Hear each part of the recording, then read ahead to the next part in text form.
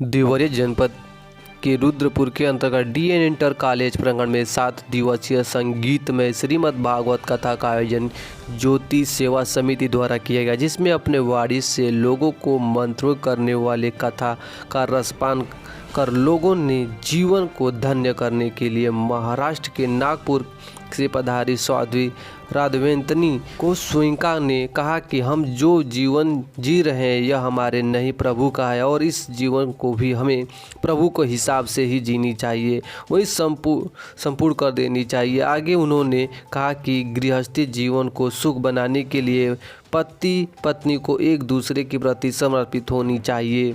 देखिए उन्होंने क्या कहा।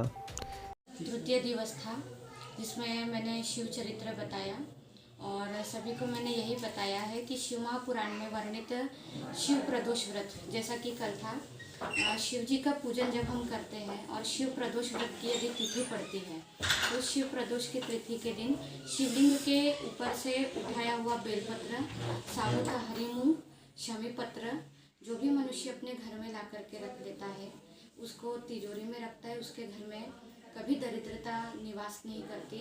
सदैव शिव जी साक्षात माता अंबिका के साथ उसके घर में निवास करते हैं।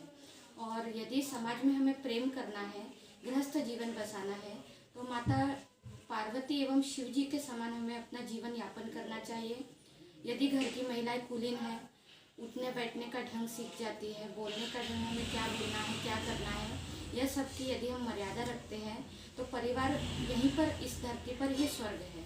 ना यहाँ पर कोई त्रुटि हो पाती है, ना किसी प्रकार का विवाद हो पाता है। यदि आपस में पति पत्नी शिव पार्वती जैसे प्रेम से रहते हैं तो गृहस्थ जीवन ही यहाँ पर इस धरती पर हमारे लिए स्वर्ग होता है।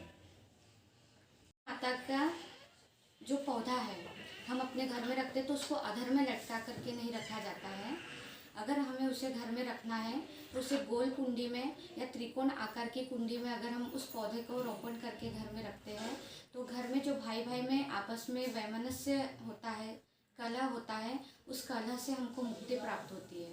श्रीमद् भागवत कथा में मैंने कल ध्रुव चरित्र में और नरकों के वर्णन में यही बताया कि यदि अपने जीवन का कल्याण चाहते हो तो केवल परमात्मा की शरण में आ जाओ और उनके केवल नाम और संकीर्तन को अपने हृदय में धारण कर लो, सहज ही कलयुग में आपका कल्याण हो जाता है।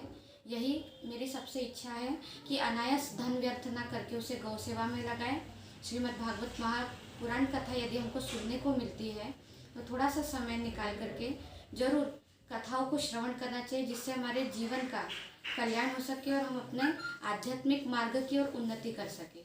सभी को जय श्री राधे, जय श्री श्याम। और सभी 7 बजे से लेकर रात्रि 10 बजे तक यह कथा जो आयोजित है, आज कृष्ण जन्म का प्रसंग है।